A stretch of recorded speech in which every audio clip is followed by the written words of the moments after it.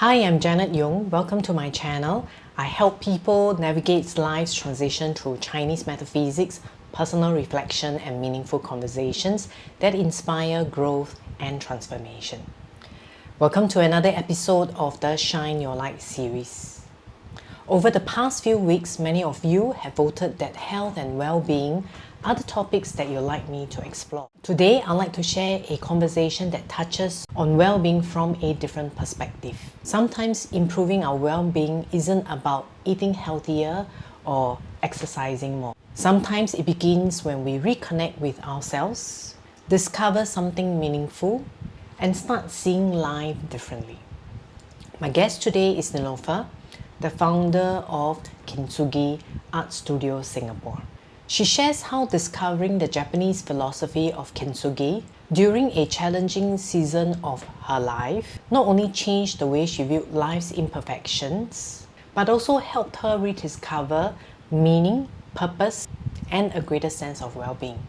I hope you enjoy our conversation, and without further ado, let's move on to the next segment. Hi, Nilofar. Hi, Janet. Thank you for agreeing to spend time for this particular interview.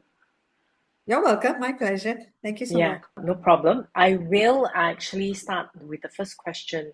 Now, when I first knew you, you were a housewife, and it's quite amazing that you have become a pretty successful entrepreneur. Therefore, I would like to ask you, like many housewives feel that their identity is fixed. So what was the spark that actually ignited your journey into entrepreneurship and the healing art? Right. So, if you know me, I'm not sure how long we have known each other, maybe around more than 10 years, right? Yeah. So initially, I used to do a lot of other entrepreneurial stuff as well. I mean, I used to sell jewelry online. I would also work with dehydrated fruit snacks. I started a charity as well. So I've always been kind of an entrepreneur, but not out there kind of an entrepreneur because I was still looking after my girls. I was a housewife. I felt that I needed to be at home to be there for my children. But the actual full-fledged entrepreneurship only happened 5 years ago when I realized that I wanted to do more because I felt that I had a huge potential that I could by set up a proper studio and teach the healing art of Kintsugi. And Kintsugi is a very beautiful Japanese art originating in Japan in the 15th century. And it actually teaches us about accepting brokenness in our life and seeing that, that sometimes things may not go the way we would like it to go. And how do we accept it and move on? What if you face grief and loss in your life? How do you accept it and move on? So I found this is very beautiful healing art, and I started to teach that first at home and then started a proper studio at Fowley Road. Yes. Oh, great. So it was actually the healing part itself that attracted you to Kintsugi. Yes. Now, after doing this for 5 years, what does Kintsugi mean to you beyond teaching the art itself? Well, I feel I didn't find Kintsugi. I feel Kintsugi found me. You know what I mean? Because the philosophy of Kintsugi, it's about seeing that things may go haywire, things may go wrong, you may face breakups or relationship problems. How do you accept it and move on in life? So I find that the whole philosophy of Kintsugi, besides the actual fixing of the ceramic, it's more about healing and about finding your peace and your calm and your mental wellness as you go about your life from different stages, as from a teenager to an adult to a senior citizen. We go through situations that may break us, or sometimes it may not go the way we would like it to go. And I find that Kintsugi's philosophy itself, it's very, very beautiful and very meaningful. And like I said earlier, and I think Kintsugi found me. That's good. So maybe can you explain a little bit more about what you mean exactly by Kintsugi found you? Well, okay. This was a personal story that I usually share with all my students, and I would like to share this with you, Janet, as well as your viewers. So, what happened was during COVID 5 years ago, my dad passed on in the middle of 2021. And very soon after, our pet rabbit also passed on as well. So, there was a lot of grief and loss in the family. And while we were all grappling, the adults were already finding it so difficult to process it.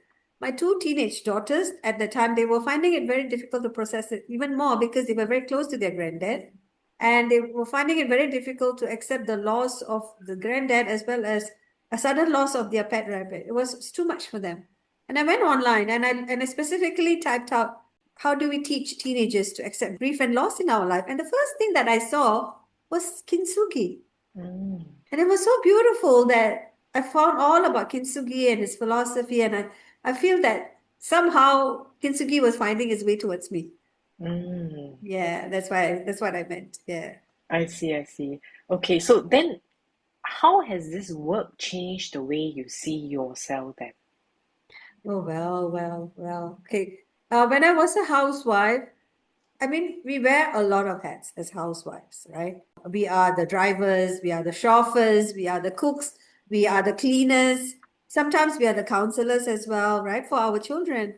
But sad to say, society doesn't really value housewives as well, as much as we would like them to.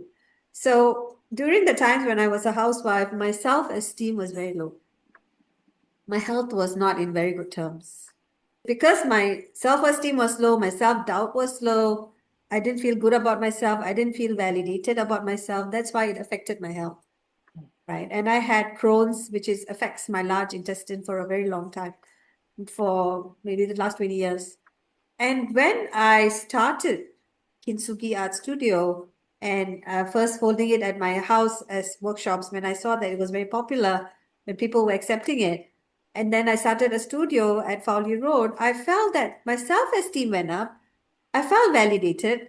I felt wanted to teach someone to teach Kintsugi to the people around me. And slowly my health improved as well. Interesting. Amazing. It was amazing. Do you know, I first had my Crohn's disease when I was 18, when I was in JC.